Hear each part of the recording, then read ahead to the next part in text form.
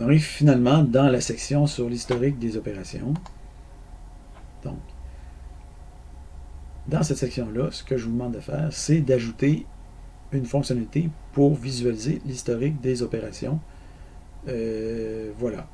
Donc, pour bien comprendre, en fait, une image vaut 1000 mots. Donc, regardez les diapos suivantes pour voir comment, c'est quoi au juste qu'on demande. Donc, il n'y a aucun code qui vous est fourni pour y arriver. Mais je vous donne quand même quelques indices là, un peu plus loin. Okay? Donc, prenez le temps de visualiser toutes les diapos avant peut-être de vous lancer. Okay? Donc, ici, vous avez un exemple d'historique avec la saisie que vous devez faire pour montrer que l'historique fonctionne. Donc, qu'est-ce qu'on commence par faire? On commence par déposer 1000 $. Ensuite, on va retirer 200 $, ce qui va faire en sorte qu'on va se retrouver avec un actif de 800 $. Donc, vous voyez que dans l'historique apparaissent les opérations qui ont été effectuées antérieurement. Donc, c'est ça.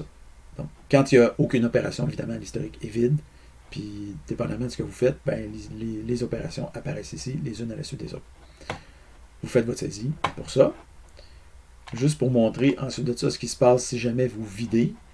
Mais si jamais vous videz ensuite de ça, ben, vous allez avoir déposé 1000 $, retiré 200 $ et vous allez avoir vidé 800 $. Donc, une fois qu'on a fait ça, qu'on a vidé, mais qu'on a sorti 800 $, bien évidemment, on se ramasse avec un actif de 0, il ne reste plus rien dans le compte. Et on continue le programme. Donc, on pourrait continuer, puis il y aura encore l'historique qui grandirait. OK?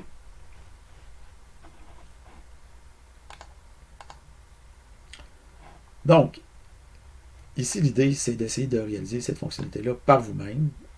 Essayez de rester le plus simple possible. Donc, il ne s'agit pas de créer un véritable système bancaire avec un historique des opérations, comme on retrouve dans, par exemple, vos états de compte, si jamais vous consultez ça. Donc, on n'en est pas encore là dans ce cours-là.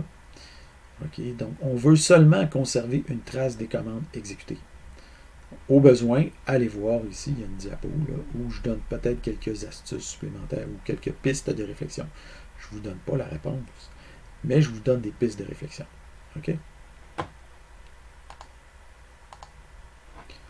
Donc, ici, je vous fais une petite mise en garde. Donc, vous devez réaliser cette section-là. D'abord, cette section-là, c'est celle qui vaut le plus de points dans la première partie du TP. Mais évidemment, c'est aussi la plus difficile parce que les autres, je vous donne un peu quoi faire, tandis que celle-là, je ne vous dis pas quoi faire. Donc, puisque je ne vous dis pas quoi faire, c'est sûr que c'est plus difficile. Okay? Mais c'est réalisable. Je crois que c'est réalisable. Okay? Mais pourquoi il faut réaliser cette étape-là? Parce que c'est cette étape-là qui nous permet à nous, les évaluateurs, les enseignants, de voir que vous avez effectivement fait certaines étapes pour arriver à un certain point dans votre programme. Donc, si je vous dis, par exemple, dépose 1000 $, retire 200 $, puis il doit rester 800 $ dans ton compte, ben, si tu déposes directement 800 $ dans ton compte, moi, je ne sais pas si tu as déposé 1000 puis que tu as retiré 200 après pour que ça donne 800. Peut-être que tu as juste déposé 800. Fait que juste le fait que je vois 800 dans tirelire, ça ne me dit pas que tu as commencé par déposer 1000 puis qu'après ça, tu as retiré 200. La seule façon que je peux m'assurer à peu de choses près que c'est effectivement ce qui a été fait, c'est d'avoir l'historique. Okay? Donc, l'idée de l'historique, c'est à la fois que c'est quelque chose d'intéressant de voir ce qui s'est passé dans l'interface et dans le compte, et que c'est une fonctionnalité intéressante à implémenter pour vous. Donc, c'est intéressant pour le client, pour vrai. C'est intéressant pour vous, le programmeur, et c'est intéressant pour nous, les profs. Okay? Donc, ça a c'est une pierre trois coups. C'est assez rare qu'on fait ça. Une pierre trois coups. Donc, c'est pour ça que je vous demande, vous devez implémenter cette fonctionnalité-là. Et elle doit être nécessaire pour la suite aussi du TP. Donc, si jamais vous ne l'avez pas, je veux dire, c'est pas une catastrophe, mais disons que dites-le moi parce qu'il va falloir coder ça d'une manière ou d'une autre dans votre TP pour pouvoir faire la suite. OK?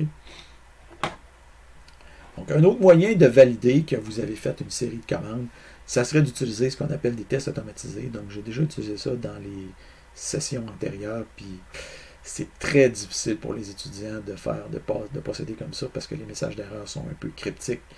Les étudiants s'arrachent les cheveux. Donc, je vous dis l'historique des opérations. Je pense que ça va être nettement mieux pour vous et pour nous. que l'autre truc là, qui était peut-être un peu trop massu, là, un peu trop rough. Donc, une fois que vous avez fini, vous allez valider et pousser avec un message approprié. Donc, le message, vous savez déjà c'est quoi le format. Vous avez juste à regarder la partie précédente, vous allez voir. Donc, vous connaissez déjà le format. En fait, c'est le message comme précédemment. Donc, faites, écrivez pas juste j'ai fini, youpi, ça marche. C'est pas ça qu'on veut, là. Donc, fin, TP 1.5, historique. OK? Donc, on a vu comment ajouter l'historique des opérations pour connaître ce qui s'est passé avant. Donc, ça demande de bien comprendre, évidemment, le fonctionnement du code pour pouvoir ajouter ça dedans.